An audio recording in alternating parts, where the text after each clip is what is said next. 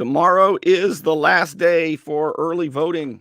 Um, and I have Brian Gray with us, the Lynn Haven candidate for City Commission. You may know that there are 5 seats on the Lynn Haven Commission, and 4 of them, 4 are up for grabs. 80% of the City Commission could be changed, which means that very probably the problems that we've had with city leadership and in the police department would also be changed, as well as transparency. Did you see the interview last night with Judy Tinder, who's running for mayor against the incumbent Jesse Nelson? She had, I had never even heard of the idea. I wish I had, because I'd have been pushing for it for a long time. The idea that when a big contractor bids for a project, they open the bids.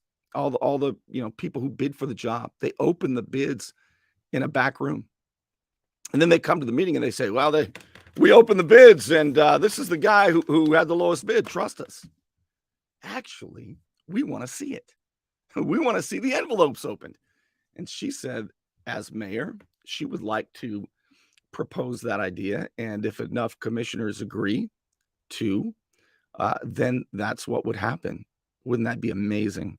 So also running is Brian Gray, and I want to bring him on the show right now. Hey, Brian, welcome to the show. Hey, thanks, Barney. Good to be here. Glad to have you here. Very glad to have you here. And I know a little bit about you, Brian, because since you ran a couple of years ago, we've become buddies, and you are a 4-tour combat veteran. And you have nearly as many, you do have as many degrees. You have a bachelor's degree in management from FSU, and you have 3 master's degrees because you had to one-up me.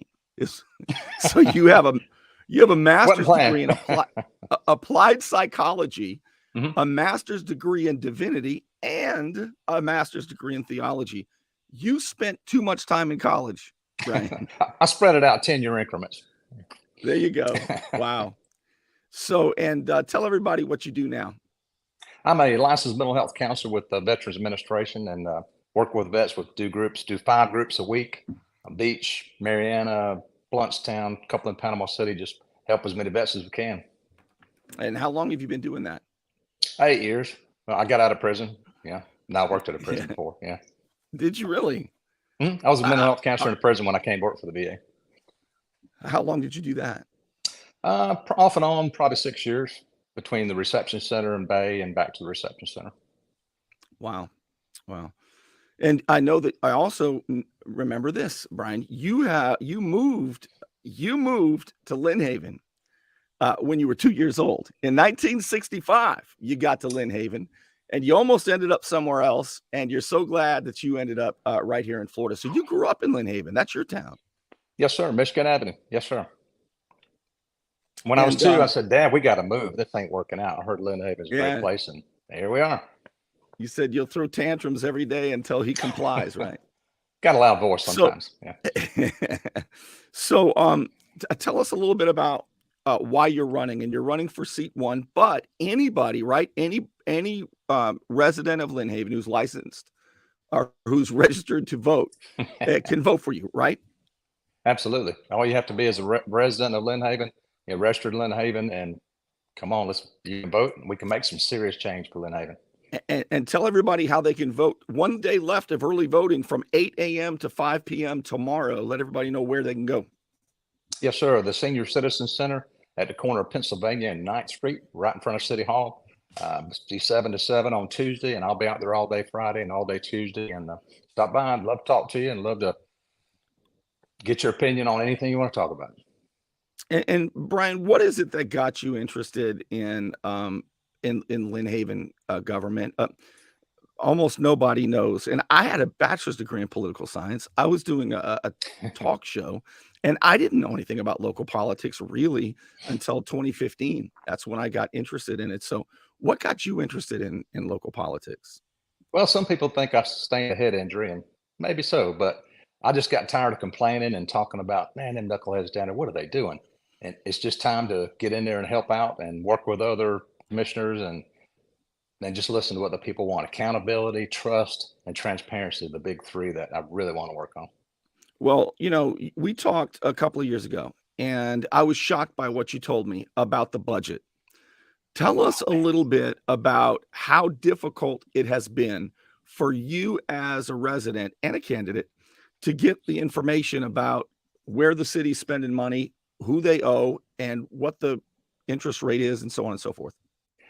That's again the big three. We have to know who do we owe, how much we owe, and how we're going to pay it back. I was on the debt review committee 2 years ago, and we got a figure of around $24-25 million. But I don't know that that's everything. I mean, it should be crystal clear. We went to a budget workshop last Tuesday, and we were given some information, but I understand the DEP is really going to come into play as far as the sewer treatment plant, and we're going to have to spend in excess of 10, 15, maybe $20 million to get that situated. And nobody's come up with a plan yet. I haven't seen anything on it. Yeah. So when you talk about the budget and the lack of transparency, do you think if Judy Tinder and you and say Richard Walker and Ellen Fields, you guys get in there, what are you going to do? How are you guys going to get more transparency and things like this? Well, there's no reason why we can't have a user-friendly website and get all the information you need. This person works in this position. This is their salary. They've been here this long. This is what they make. I mean, as a federal employee, all you got to do is Google Brian Gray. What does he make? And it comes up. If you're a state employee, same thing. There should be no difference with city employees. We just need clarification. We need transparency, and we need to be able to find information when you need it instead of having to dig and it not be there. So somebody wants to know why you said that the Lynn Haven Debt Review Committee was a waste of time. You served on the committee. Why would you say that it's been a waste of time, the Debt Review Committee? Well, the information that they presented to us, it needs to be updated. It needs to be accurate information that we know what, back then, maybe it's 24-25 million. I don't know what the exact figure was. Don't know. What is it now?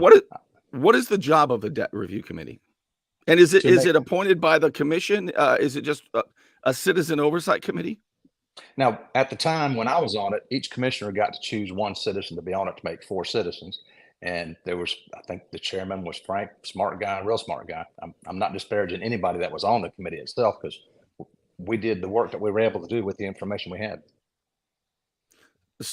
So would you say that it sounds to me, Brian, that you were frustrated that Yes. There's a debt review committee. What's the point of a debt? Let me say this. If I'm a commissioner and people are asking for specifics, how much does the city owe exactly, to whom, where's the line item information, right? I'm going to ask questions of the debt review committee.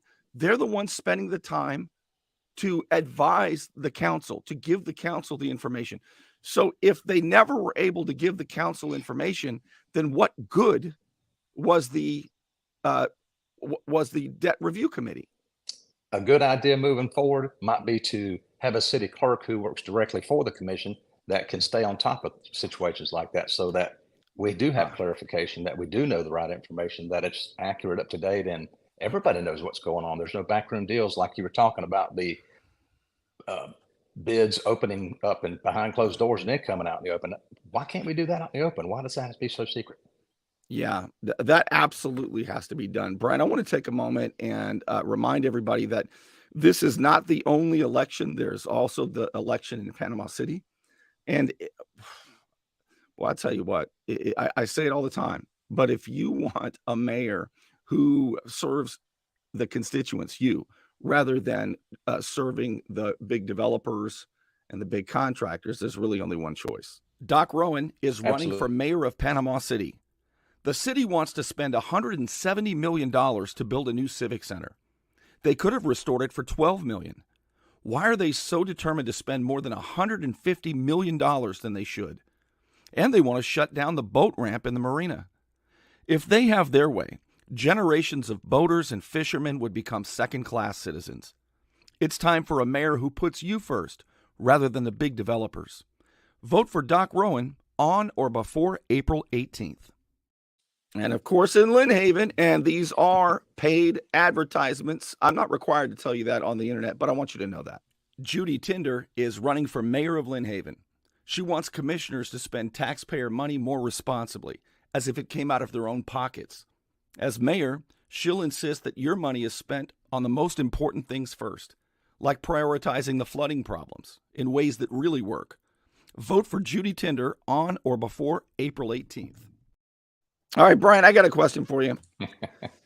So, there's a lot of old buildings in Lynn Haven, Brian. There's a lot of old buildings, and, when you build a building now, there's a lot more regulations, and they're only there to keep us safe, all right? So we got this idea, that maybe the little old city of Lynn Haven, with lots of old buildings and working class people, maybe we should bring in the International Maintenance Code and with 1 million different rules, or maybe we should just pick a bunch of them and bring that in here so that, well, according to that, if unbelievably, every house would need a screen on every window and every door. It goes on and on and on. What do you think? Make sure you get 12-inch tape measure so you can make sure your grass is within 12 inches. Yeah. Man, it's the first word. What do you think of code enforcement? Man, code enforcement is necessary, but maybe we should look at it as helping people instead of penalizing people. I mean, the first word gives it away. International. We're not California. We're not New York. Keep it Lynn Haven. This is the free state of Florida. Yep. Yeah. If you want to live in an HOA, God bless you. Please do so, but we shouldn't. And we shouldn't be penalized. Maybe try to help people figure out why they can't repair their house, why there is blighted areas. But Lynn Haven, as the code enforcement officer gave a presentation, he said problems are minimal. That's great. Maybe we should keep moving in that direction instead of trying to make a problem and make sure that citizens have a way to address their government and their government responds to them instead of trying to hammer them every chance they get. Yeah, and people say, well, they just need more tools. Code enforcement just needs more tools, Brian, to keep the city looking good. But every citizen knows that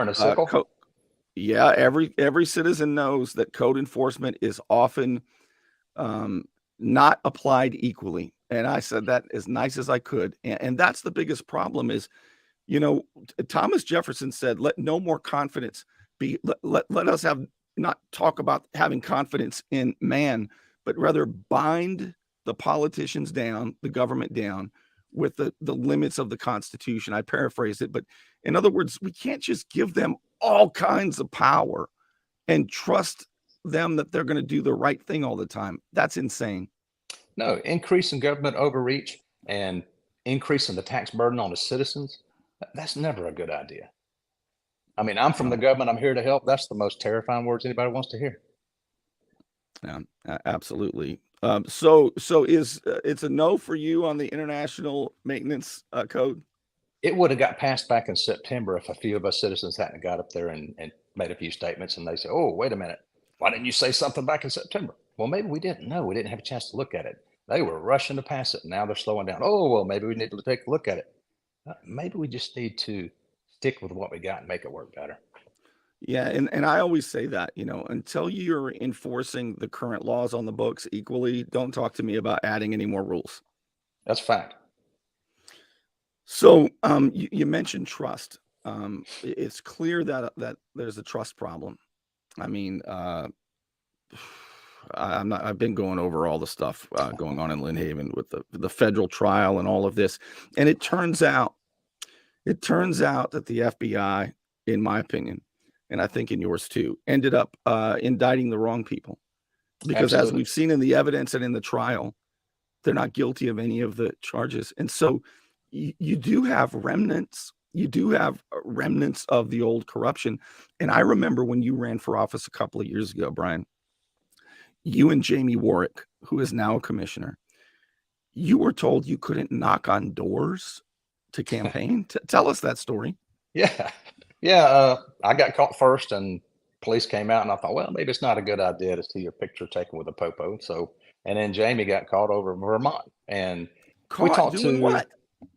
talking to people, going door to door, talking to people. They said we needed a $150 solicitation permit. And I said, well, I'm not selling anything. We're just talking to people, exercising their right. Well, when Mark Anderson got word of it, he sent word down, and all of a sudden we don't need a permit.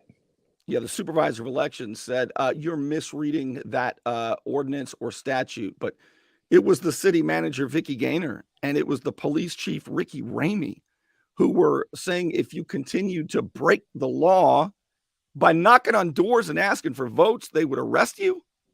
Well, the solicitation permit requires both those signatures and a $150 fee and a background check, which is a good idea for solar panel sales, what have you. But to talk to people about their constitutional right to vote and to seek their opinion and go out and talk to them at their house instead of having them come talk to you, man, people love you coming out there. They get over the shock of you actually being there, but Right. they love you. They love to talk to you for the most part.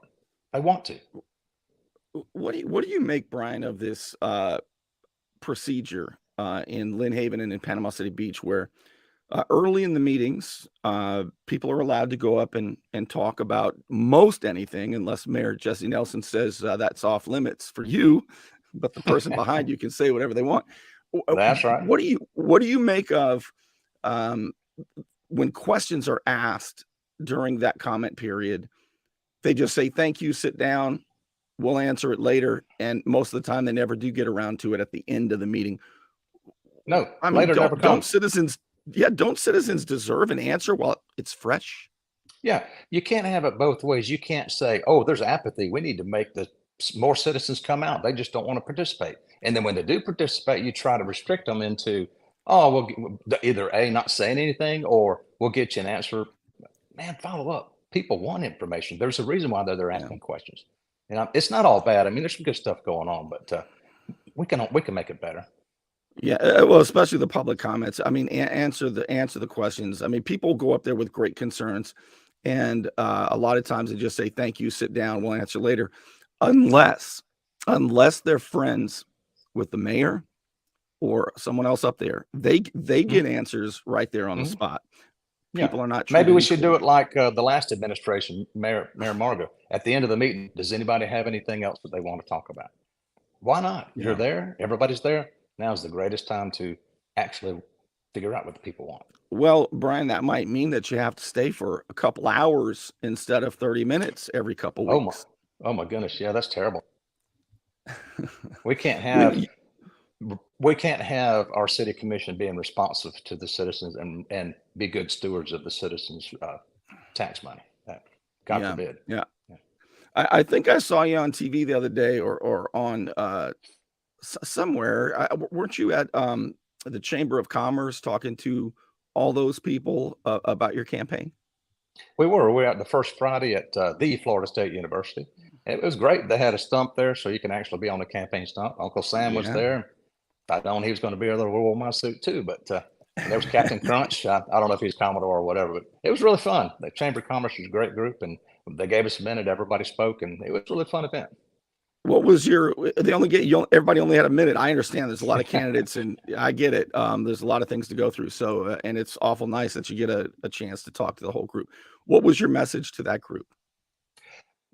Basically, the reason why I'm running, trust, transparency, and accountability, and that a little bit about myself for people that didn't know, but just to get out and vote and make a change, make a difference. Don't think that your vote doesn't count, because it does. Every single vote counts, because in the last election, the mayor was decided by 20 votes. If 10 people would have went the other way, the election results would have went the other way. It was very close. Yeah, absolutely. I want to thank my sponsors. I'm going to come back. I want to ask you, you keep talking about the importance of department heads and the employees and the work that they do that's often underappreciated. And I want to ask you about those right after this. It's a hot time in Florida, and my friend Ryan can make sure your air conditioning is running at peak efficiency. He could even install a new one, built to a higher standard, American standard. Find out more at pcairrepair.com. Is your past ruining your future? Having your record sealed or expunged wipes the slate clean, providing you with a new opportunity in life. I'm Al Saulene, your Panama City Beach lawyer. 215-0628. First, let me go to those questions that I asked you about. You keep talking about the importance of department heads. Oh, we got some phenomenal employees in the city of Lynn Haven. The department heads just need to be turned loose to do the job that's asked of them. And the employees, we got to make sure they're taken care of. Maybe we should look at some of the salaries of the policemen, the firemen, the regular city employees who are just trying to get by. I mean, we don't need them to go to Walton County because they can make a lot more money, or Panama City because they can make a lot more money. We don't need brain drain. We need to keep good quality employees and let them do their job instead of, well, I'll have to ask one person tells, I have to go through one person, whoever that Yeah. person might be. I'm not criticizing anybody, but that's just the way it's set up. And it can be I'll different. tell you. It can be so much I'll, different. yeah, I'll tell you what. When you think about police officers, you think about firemen, and how expensive and intensive it is to give them good training. Everybody Mhm. knows police officers especially need good training, but you know what else they need? Experience. Oh, yeah. And if you're only paying them $15 an hour forever, you're not going to get the experience. And the most expensive thing you can do is rehire and retrain. Yes, sir. Take care of these people, train them, give them experience, give them the ability to use good judgment and discretion, and Yeah, I'm a protect and retired serve. state. I'm a retired state probation officer. I know how important it is to have good quality people who get out there and serve the citizens every day and every night. And 2 o'clock in the morning, Easter holidays, they're out there doing their job, taking care of business and helping people. We got to help them. Absolutely. Payne says the League of Cities is pushing all their narratives or initiatives through city managers, mayors, and attorneys. So, are you familiar, Brian, with the League of Cities? A little. It's basically I think it's a nonprofit, and but it's a very powerful lobbyist. Basically, I think they're probably a 501c4. But anyway, what they do is they pretend to train, to give training about sunshine laws and ethics and this, that, and the other. But what the League of Cities really does is coordinates with the 467 cities in Florida to come up with all kinds of ways for cities to apply for federal grants and bring in millions of dollars that they award to their contractor friends and probably get kickbacks on.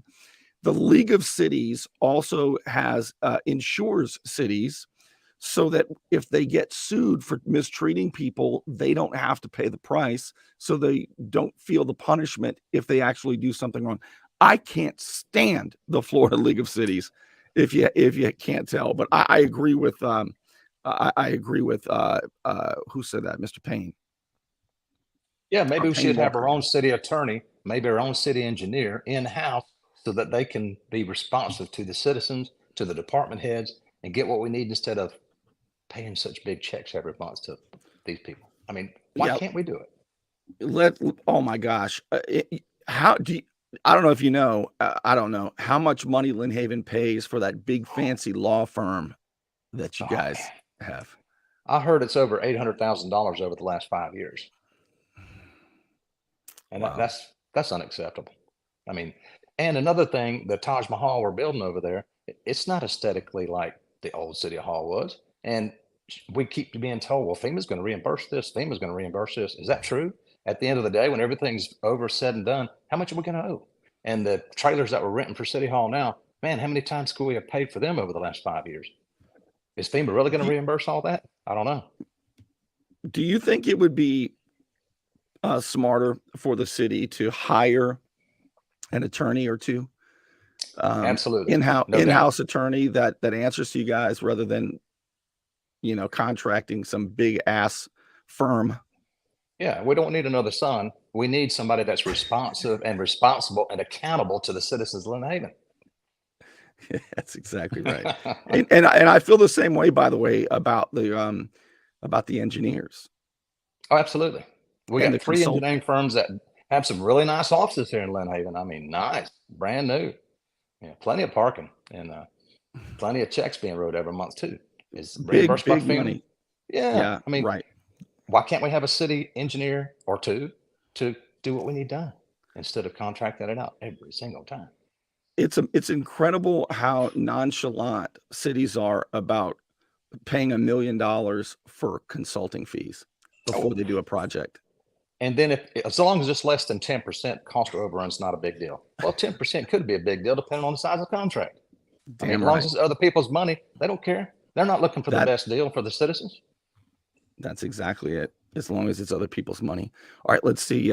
We have excellent code enforcement in Lynn Haven. No more rules, says Carol. Very good. I agree. We got Brian is a great guy. He does his job. He's conscientious. He cares about the citizens. And man, yeah, he's doing a great job. Irving is concerned. He wants to make sure, I think, all the votes count. Jimmy says Mark Anderson has done very good with election integrity. I agree with that. Mark Anderson. He's a great guy. If you need something, you can call him and he will call you back with an answer that day. Yep. And Chelsea, he's good too. Yeah, Navy SEAL, absolutely. Navy SEAL.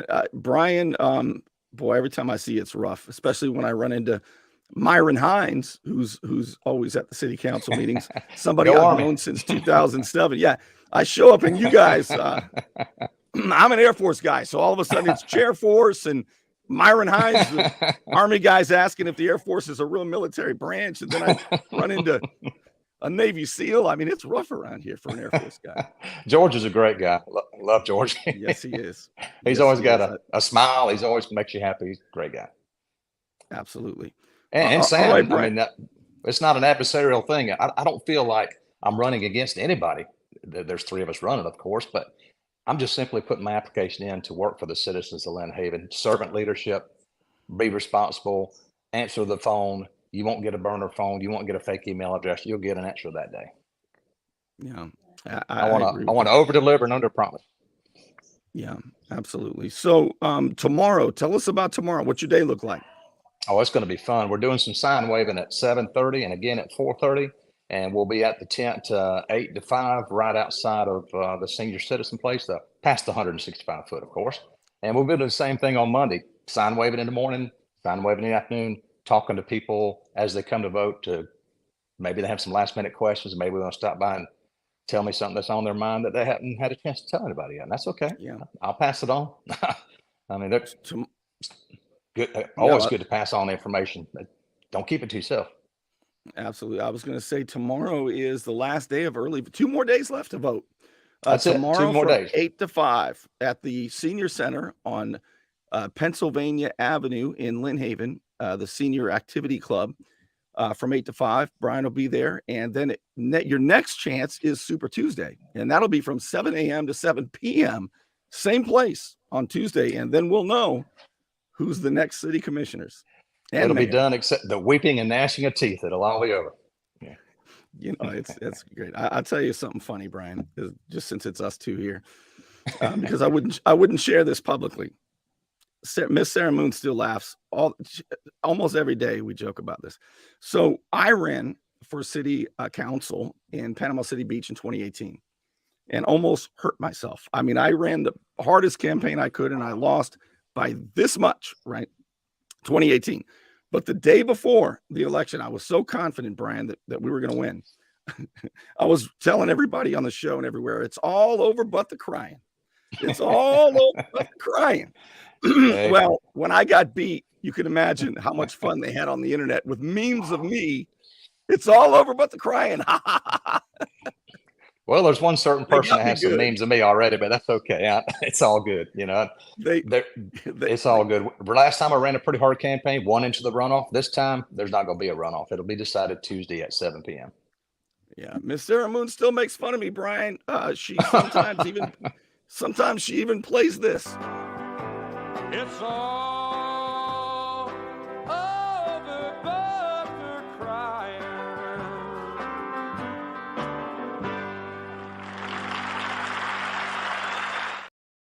You know, that's true. That's true. We'll be at Simply Seafood 6 o'clock Tuesday. Come on out and join us 6:30, whatever time you can get there. We'll be watching the results, having a good time, just enjoying each other's company and meeting more people that we hadn't had a chance to meet yet. The last time I ran, it was a hard campaign. This time it's a little more comfortable, a little more relaxing, a little more support, and it's just a great deal of people just getting out and just really supporting all four of us. It's really Well, great. good. I hope it's a decent turnout. You'd think it would be with everything going on. But any final words before we call it a night so you can get up early? Man, take your neighbors with you. Go out and vote. Don't think that your vote don't count. Every single vote counts. Please get out and vote. If you can't get out and vote, man, call me 265-1940. We'll send somebody to give you a ride. I'll load up a van if I have to. I'll rent one if I have to. Just get out and vote. It's really, really important. The future of Lynn Haven depends on it. Yeah, I agree with you, Brian. Thank you so much for being with us. I appreciate it. Thank you. All right. Boy, it's coming up. Super Tuesday. Tomorrow again, early voting 8 to 5. If you're in Lynn Haven.